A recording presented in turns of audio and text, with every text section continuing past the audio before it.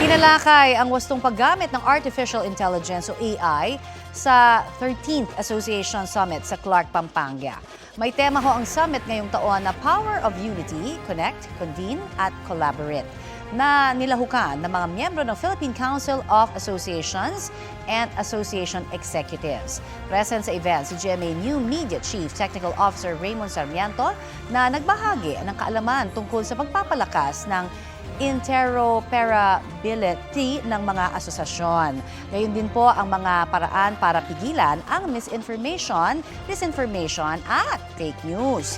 Ilang samahan at individual naman ang kinilala sa summit para sa kanilang ambag sa kalikasan, teknolohiya at komunidad. Layon ng summit na magsilbing platform sa mga miyembro para ibahagi ang kanilang experience at best practices sa kanilang organisasyon.